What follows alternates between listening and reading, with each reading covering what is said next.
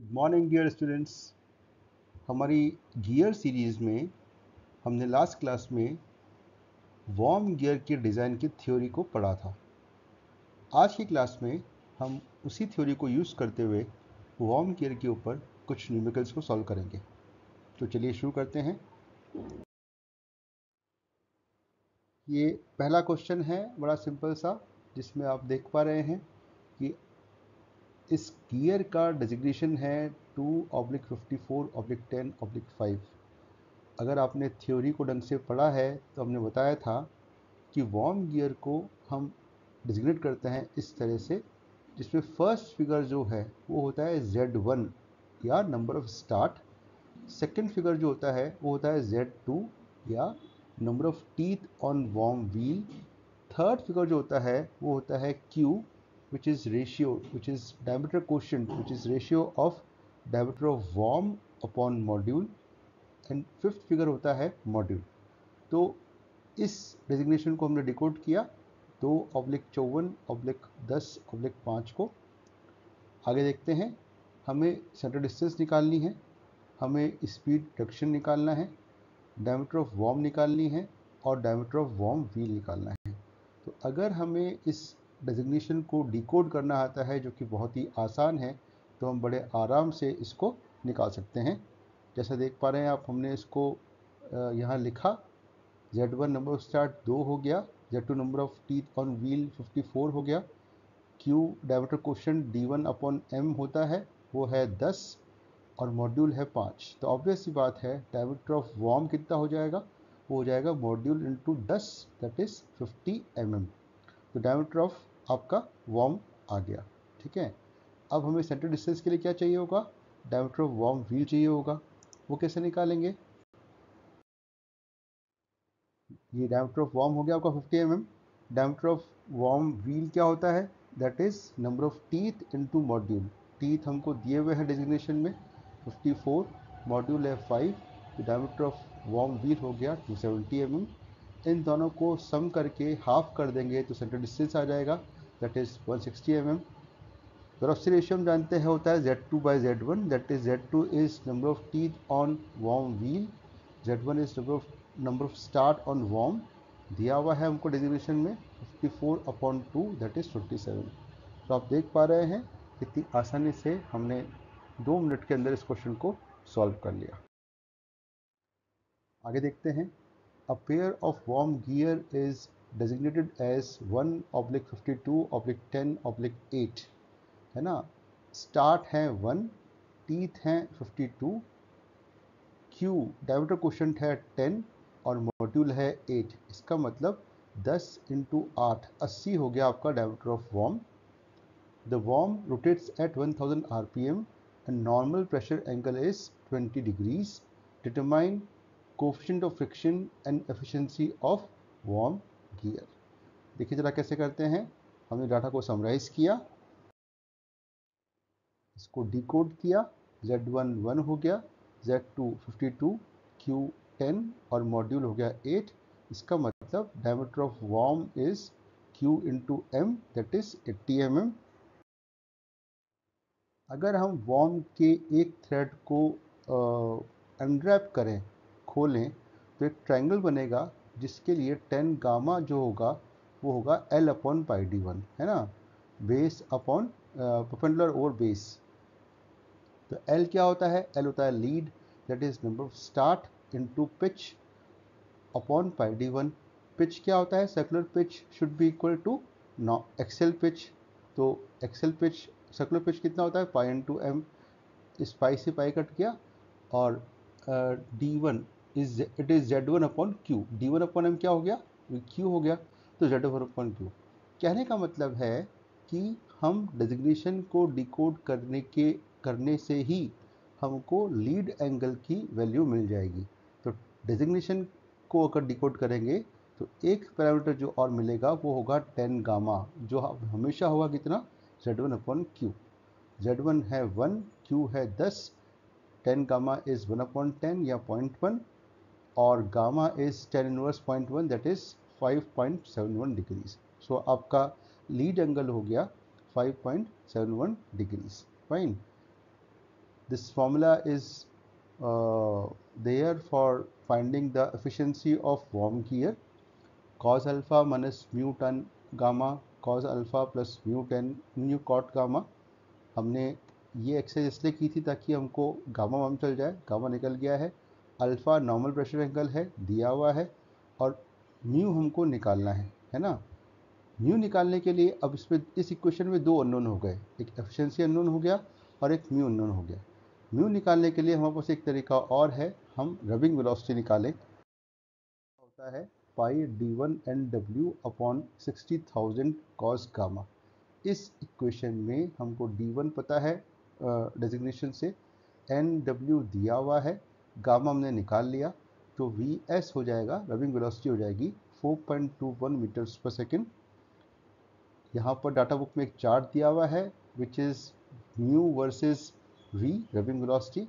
इस चार्ट से हम corresponding to rubbing velocity of 4.21 meters per second, we can find value of friction coefficient that is 0.027. Fine. अब हमारे पास में mu आ गया है which is also a desired output. Now we can easily find value of efficiency. तो इसमें हमने alpha रखा, mu हमने अभी निकाला है, गामा हमने पिछली साइड में निकाला था, वैल्यूज़ रखा, तो एफिशिएंसी आ रही है 77.45%। तो आप देख पा रहे हैं एक डेजिग्नेशन को डिकोड करने से हमको काफ़ी सारी चीज़ें मिल जा रही हैं। आगे चलते हैं। Third question, a pair of worm gear is designated as 1/40/10/4. Input speed of worm shaft is 1000 rpm. Worm wheel is made of phosphor bronze, while the worm is of case hardened carbon steel 10C4. Determine power transmitting capacity based on beam strength. अब हमको इसमें धीरे धीरे जो पिछले दो questions में थे उसमें हमने बेसिक्स करे थे, और इसमें थोड़ा थोड़ा सा डिज़ाइन की तरफ बढ़ रहे हैं। डाटा को समराइज किया। हम जानते हैं फॉस्फर ब्रॉन्ज के लिए सिग्मा अल्टीमेट जो होगा डाटा बुक से वो हमको मिला 160 मेगापास्कल। क्यों चाहिए? क्योंकि हम इसको सिग्मा अल्टीमेट बाय 3 करेंगे तो हमको सिग्मा बी मिलेगा, है ना। और sigma ultimate for case harden steel is 500 megapascal. Fine. तो डिकोड किया, Z1 is 1, Z2 is 40, Q 10, M4। तो इसका मतलब D1 कितना हो गया, क्योंकि Q कितना होता है, Q होता है D1 बाय M, है ना। तो D1 हो गया M into Q, that is 10 into 4, that is 40 mm। Beam strain से हम जानते हैं sigma B is S B is sigma B into B into Y into M. Number of teeth Y जो आपके हैं 40 टीथ के लिए हम डाटा बुक से वाई निकाल लेंगे। मॉड्यूल हमको दिया हुआ है, फेस विड्थ हो जाएगी हमारी 10 m, और सिग्मा बी हो जाएगा sigma ultimate by 3 for worm wheel, है ना, क्योंकि टीथ तो वॉर्म व्हील पर ही है। तो वॉर्म व्हील पे इसीलिए कितना है 160 by 3 is 53 megapascal. Data book से पेज नंबर 17.12 पे 40 टीथ के लिए लुइस फॉर्म फैक्टर होगा 0.389। बी को हमने 10 m अज्यूम किया, तो एस बी आ गया हमारा 3298.72 न्यूटन। फाइन। अब इसको हमको क्वेश्चन में जो डिज़ायर्ड है वो है पावर ट्रांसमिटिंग कैपेसिटी। उसके लिए हम क्या करेंगे, पहले हम वेलोसिटी ऑफ वॉर्म व्हील निकालेंगे, ठीक है। क्यों चाहिए, क्योंकि हमको सी वी की वैल्यू लिखनी पड़ेगी। D2 जो होगा वो होगा Z2 into module, D2 is diameter of worm wheel, number of teeth into module, that is 160 mm। Velocity ratio हो जाएगा Z2 by Z1, that is number of teeth on worm wheel upon number of start, तो 40/1 is 40। N2 speed of wheel is N1 upon velocity ratio. तो हम जानते हैं velocity ratio for a worm gear drive it is basically N1 upon N2, जहाँ पर N1 है speed of warm और N2 है आपकी speed of worm wheel. Velocity ratio दिया है तो N2 कितना आ जाएगा आपका 1000/40। 1000 है आपकी speed of worm, that is 25 rpm। Velocity निकाली वॉर्म व्हील की, वो आई 0.209 मीटर्स पर सेकेंड। सी वी का फॉर्मूला होता है 6/6 प्लस वेलोसिटी, तो हो गया 0.967। अब हमको क्योंकि पावर निकालनी है तो हमको SB को किसी से इक्वेट करना पड़ेगा। वो क्या होता है, इक्वेट करने के लिए कुछ नहीं दिया हुआ है तो हम पी फैक्टर कितना लेंगे, CS/PT/CV। CS जब आपको दिया हुआ नहीं होता है सर्विस फैक्टर, तो आप अज्यूम करते हैं, हमने अज्यूम किया 1.2, तो पी फैक्टर कितना हो गया आपका, पी फैक्टर हो गया CS की वैल्यू 1.2, CV की वैल्यू 0.967, ये हो गया 1.24 PT। अब हमको एक बेस मिल गया, PT से हम टॉर्क निकाल लेंगे और टॉर्क से हम पावर निकाल लेंगे। हम जानते हैं सेफ डिज़ाइन के लिए SP होता है FS टाइम्स पी इफेक्टिव।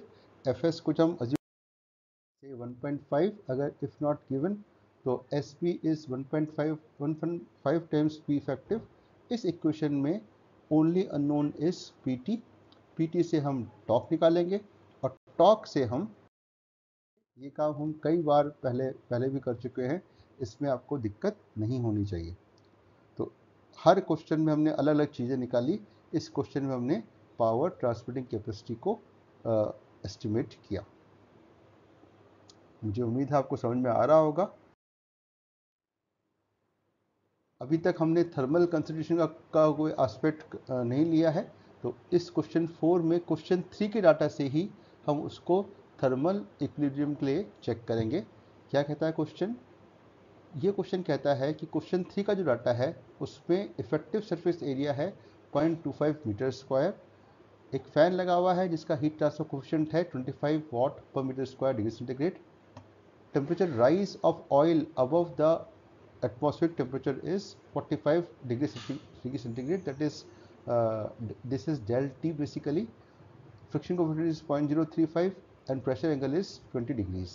हमें निकालनी है power transmitting capacity based on thermal consideration. ध्यान दीजिएगा, क्वेश्चन 3 में हमने पावर ट्रांसमिटिंग कैपेसिटी निकाली है बेस्ड ऑन स्ट्रेंथ, इसमें हमको निकालना है power transmitting capacity based on thermal consideration. तो हम क्या इसमें कॉन्सेप्ट लगाएंगे, हमें मानेंगे कि जितनी हीट जनरेट हुई है उतनी की उतनी हीट डिसिपेट हो गई है। डाटा समराइज किया, हम जानते हैं हीट कितनी जनरेट होती है, हीट जनरेट होती है 1 माइनस ईटा इंटू पी, यहाँ पर पी अननोन हो जाएगा। ईटा का फॉर्मूला हम जानते हैं cos alpha minus mu tan gamma, cos alpha plus mu cot gamma, data book में फॉर्मूला मिलेगा आपको। डेजिग्नेशन हमको नहीं इसमें दिया हुआ है, डेजिग्नेशन क्वेश्चन 3 में, वहाँ से हमने इसका गामा निकाल लिया which is nothing but Z1/Q। Z1 है आपका 1, Q है आपका 10.1, इससे गामा आ जाएगा। अब हम स्पीड निकालेंगे, 10 गामा 1/10.1 गामा हो गया 5.71। ओके, आपको म्यू सीधे दिया हुआ है इसलिए हमको रबिंग वेलोसिटी की जरूरत नहीं पड़ेगी। ये प्रेशर एंगल रखा, ये आपको फ्रिक्शन कोफिशिएंट, अगर आपको फ्रिक्शन कोफिशिएंट दिया हुआ नहीं होता तो आपको रबिंग वेलोसिटी निकालनी पड़ती, जो हमने पिछले क्वेश्चन में निकाली थी, है ना, कुछ शायद क्वेश्चन सेकंड में निकाली थी, लेकिन यहाँ पर हमको सीधे दिया हुआ है तो हमारा वाला काम बच गया। सारे डाटा रखा तो ईटा आ गया कितना 72.4%। एच डी कितना हो जाएगा, एच डी हो जाएगा 0.276 times P, 1 minus 0.724 into P, इसमें पी अननोन है। हीट कितना डिसिपेट होगा, K A T minus T O, K हमको दिया हुआ है वो 25 वाट पर metre square degree centigrade, area है effective surface area is 0.25 metre square, और temperature rise of oil above atmospheric temperature is 45 degree centigrade. तो ये टी माइनस टी ओ कितना हो गया 45 डिग्री सेंटीग्रेड। इससे हम एच डी की वैल्यू हो जाएगी 281.25 वाट। इसको इक्वेट किया तो पावर आ गई हमारी 1.019 kilowatt. That means if we want that whatever heat is being generated that should be dissipated, so in that case our this gear can transmit, for thermal considerations this can transmit 1.019 kilowatt of power। अब देखते हैं next question. इस question में हमको आप देख पा रहे हैं कहीं पर भी आपको क्या नहीं दिया हुआ है, डेजिग्नेशन नहीं दिया हुआ है ना। तो अगर आपको थ्योरी क्लियर है, थ्योरी आपने ढंग से देखी है, लेक्चर ढंग से सुना है, तो आपको हमने वहाँ पर बताया था कि जब भी आपको डेजिग्नेशन नहीं दिया हुआ होता है तो आपको एक दूसरी अप्रोच यूज़ करनी पड़ती है। है ना, जिसको हम इस क्वेश्चन में डिस्कस करेंगे। तो कितनी पावर है, 1 किलोवाट पावर ट्रांसमिट करनी है, 25 का वेलोसिटी रेशियो है, speed of worm 1600 RPM, worm बना हुआ है हार्डन स्टील का और व्हील है फॉस्फेट ब्रॉन्ज का। दोनों के लिए मटेरियल कॉम्प्रेशन फैक्टर है 0.7। जैसे आपने देखा कि ये दिया हुआ है, मतलब रियल लोड भी आपको इसमें कंसिडर करना है। Safe bending stress for worm wheel is 56 mega pascal. ये सीधे आपको 56 मेगा पास्कल क्या दिया हुआ है, सिग्मा बी दिया हुआ है, अल्टीमेट की ज़रूरत नहीं पड़ेगी। Worm is double start, start 2 है, स्टैंडर्ड डिस्टेंस 120 mm की है। हमें निकालना है डेजिग्नेशन ऑफ वॉर्म गियर। देख पा रहे हैं आपको, तो वॉर्म गियर का डेजिग्नेशन निकालना है इसमें, है ना। मतलब अभी तक हमने डिकोड किया था, अब हमको कोड करना है और हमको डिज़ाइन चेक करना है स्ट्रेंथ के लिए, वियर के लिए और हीट डिसिपेशन के लिए। तो ये अपने आप में कंप्लीट क्वेश्चन है। जो थ्योरी हमने ले डाउन करी है, उस थ्योरी को यूज़ करते हुए हम बड़े आराम से इस क्वेश्चन को कर सकते हैं। जो डाटा दिया हुआ था उसको समराइज़ किया। जानते हैं कि जो आपकी इक्वेशन होती है, centre distance is diameter of worm plus diameter of worm wheel upon 2, उससे हमने डिकोड करके उसको हमने सिंप्लीफाई करके ये इक्वेशन बनाई थी, जो होती है A is ln upon 2 pi 1 upon sine gamma plus V R upon cos gamma. Purpose क्या है, पर्पस ये है कि हमको गामा की वैल्यू चाहिए, लीड एंगल की वैल्यू चाहिए। तो इसको कॉम्पैक्ट डिज़ाइन के लिए हम ln अपॉन ए, इस इक्वेशन को हम डिफ्रेंशिएट करेंगे with respect to gamma and we put it to equal to 0।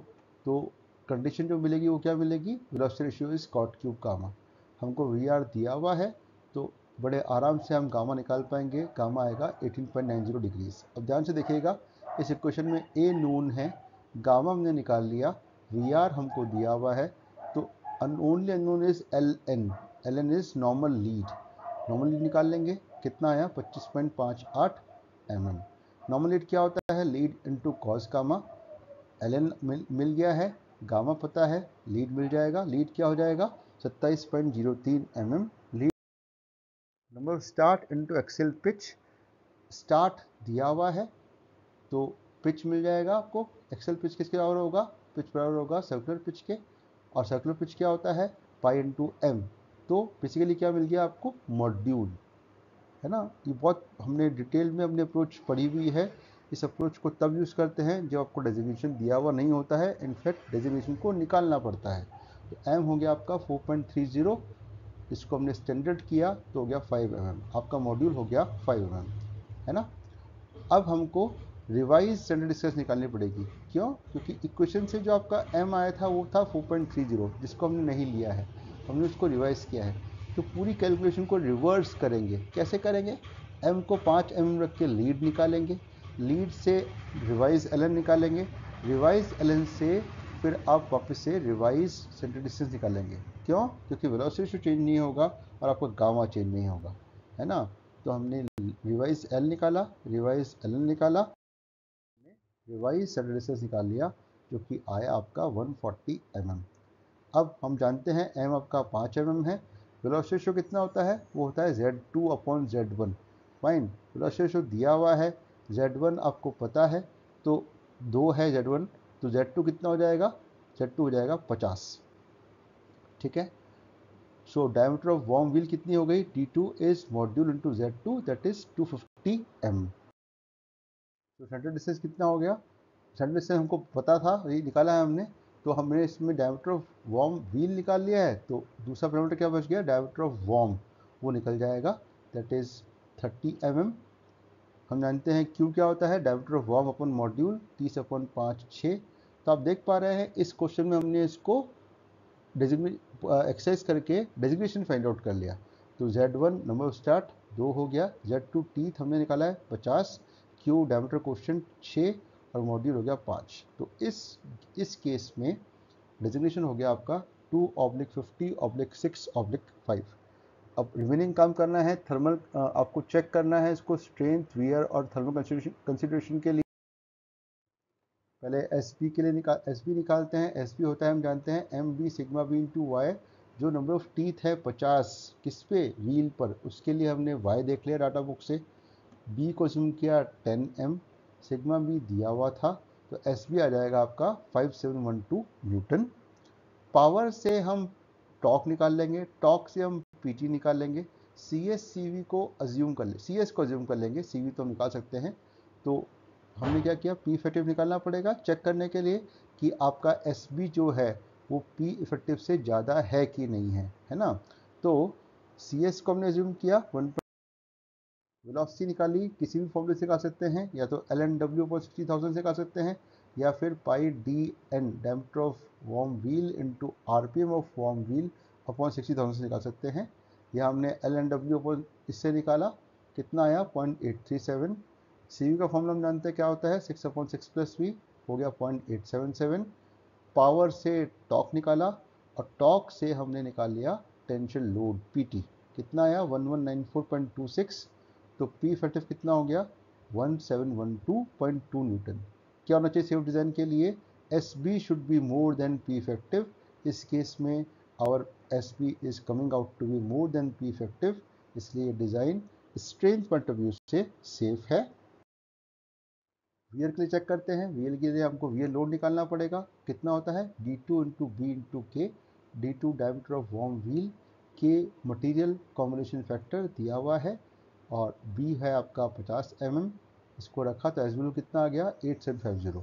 क्या होना चाहिए सेफ डिज़ाइन के लिए, it should be more than P effective, it is already way more than P effective, so this design is safe from wear point of view also.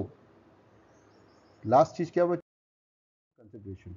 हम जानते हैं H G होता है पावर इंटू माइनस ईटा, हमको ईटा निकालना पड़ेगा। ईटा के लिए हमको म्यू चाहिए जो कि दिया हुआ नहीं है, तो हमको रबिंग वेलोसिटी यूज़ करनी पड़ेगी जो हमने पिछले क्वेश्चन में यूज़ की थी। पहले रबिंग वेलोसिटी निकाली, रबिंग वेलोसिटी कॉरस्पॉन्डिंग हमने इसका म्यू फाइंड आउट कर लिया जो आया 0.029। प्रेशर एंगल आपको दिया और म्यू आपने निकाल लिया, और आप गामा भी निकाल चुके थे, एफिशिएंसी आ जाएगी आपकी 90.76%। तो एच जी कितना हो गया, क्योंकि 1 किलोवाट पावर थी, वो हो गया 92.4 वाट। इतनी आपकी हीट जनरेट हो रही है। अब कितनी हीट डिसिपेट कर पा रहे हैं, हमने के अज्यूम किया डाटा बुक से 25 वाट पर मीटर स्क्वायर डिग्री सेंटीग्रेड, और टी माइनस टी ओ हमने अज्यूम किया 50 डिग्री सेंटीग्रेड। मतलब जो आपका टेम्परेचर ऑफ ऑयल है और टेम्परेचर ऑफ एम्बिएंट टेम्परेचर है, उसका डिफरेंस जो है वो 50 डिग्री सेंटीग्रेड है। एरिया निकालना पड़ेगा, एरिया हमने ले लिया पाई/4 d1 square diameter of worm का square plus diameter of worm wheel का स्क्वायर, वो आया 0.049 मीटर स्क्वायर। अब thermal consideration point of view से हमारा डिज़ाइन सेफ है या नहीं, उसको चेक करने के दो तरीके हैं। या तो हम पावर निकाल लें H G equals to H D करके कि हम इस पॉइंट ऑफ व्यू से कितनी पावर ट्रांसमिट कर पा रहे हैं, या हम डेल्टी निकाल लें। दोनों ही तरीके सही हैं, आप चाहे जिससे काम कर लें। इस पहली बार हमने क्या किया, पावर निकाली। क्या किया उसके लिए, हमने एच जी को एच डी के इक्वेट कर दिया, power into minus eta equals to K A del T. Del T हमने यहाँ पर अज्यूम किया है ना, ध्यान दीजिएगा, डेल टी अज्यूम किया है और पावर निकाली है। नेक्स्ट अप्रोच में हम क्या करेंगे, हम पावर जो दी हुई है वो रखेंगे और डेल टी निकाल लेंगे। तो अगर हमने पहले डेल टी अज्यूम करके पावर निकालेंगे तो वो आ रही है 805 वाट, फाइन। और करनी कितनी है हमको, 1 किलोवाट। इसका मतलब इस पॉइंट ऑफ व्यू से हम कर सकते हैं, only thermal consideration point of view से वी कैन ट्रांसमिट ओनली 805 वाट। मायने क्या हुए, मायने ये हुए कि या तो आपको अगर पावर को बढ़ानी है 1 किलोवाट की पावर करनी है, या तो के बढ़ाना पड़ेगा या फिर एरिया बढ़ाना पड़ेगा। अगर हम टेम्परेचर पॉइंट ऑफ व्यू से क्या किया, अब हमने पावर को लिखा 1 किलोवाट जो दिया हुआ था, और हमने निकाल लिया कि कितना टेम्परेचर होगा ऑयल का, है ना। उसी question H G equals to H D करके, तो आपका जो टेम्परेचर आ रहा है वो आ रहा है 92.04 degree centigrade, which is less than 95 degree centigrade. तो हम मोटा मोटा कह सकते हैं कि ये design thermal consideration point of view से भी सेफ है। नाउ इन द एंड, जब भी आपको वार्म ईयर का क्वेश्चन देखना हो, वार्म ईयर का क्वेश्चन आप एनकाउंटर करें और आपको डेजिग्नेशन दिया हुआ हो, तो आपको जो 10 गामा है, लीड एंगल है, वो निकालना है Z1/Q से, है ना। इस केस में, किस केस में, जब आपको डेजिग्नेशन दिया हुआ है तब आप cot cube gamma equals to velocity ratio नहीं यूज़ करेंगे। आप हमेशा क्या यूज़ करेंगे, 10 गामा इक्वल्स टू Z1/Q, है ना। क्योंकि अगर आपने इस केस में ये यूज़ कर लिया तो वैल्यू जो है वो डिफरेंट आएगी, जो सही नहीं होगी। मतलब क्या हुआ, this relation cot cube gamma is velocity ratio is use only when designation is not known to us. जब डेजिग्नेशन पता हो तब हमेशा अपन 10 गामा के लिए Z1 और Q Z1 बाई Q का फॉर्मूला यहाँ एग्जाम्पल देखिए बताया हुआ है कि अगर आपका डेजिग्नेशन दिया हुआ हो से 1/40/10/4, अगर हम 10 गामा यूज़ करेंगे तो गामा आएगा 5.71 डिग्रीज। अगर हम cot cube gamma equal to velocity ratio use करेंगे तो गामा आएगा 16.34 डिग्रीज, जो कि बहुत ज़्यादा डिफरेंट है इससे, है ना। इससे फ़ायदा, इससे नुकसान क्या होगा कि आपका जो एफिशिएंसी का फॉर्मूला होता है, जिसमें अगर अपन ने अल्फ़ा को 20 डिग्री जूम करा और म्यू को फिक्स रखा 0.035, तो गामा 5.71 से एफिशिएंसी आएगी 72%, जो एक्चुअल एफिशिएंसी है आपकी। जबकि अगर आपने गामा रख दिया 16.34 तो एफिशिएंसी आएगी 87.5, which is erroneous. So bottom line क्या हुई, बॉटम लाइन, जब भी डेजिग्नेशन पता हो तो हम 10 gamma equal to Z1 by Q use करेंगे। डेजिग्नेशन पता नहीं हो तो हम cot cube gamma equal to velocity ratio use करेंगे। तो कि हमने इस लेक्चर क्लास में हमने फॉर्म गियर ड्राइव डिज़ाइन के कुछ क्वेश्चंस को देखा, 5 क्वेश्चन को देखा, और हमने सारे एस्पेक्ट्स को उसमें कवर करने की कोशिश की। मुझे उम्मीद है कि आपको लेक्चर समझ में आया होगा। मिलते हैं नेक्स्ट लेक्चर में। Thank you for your kind attention.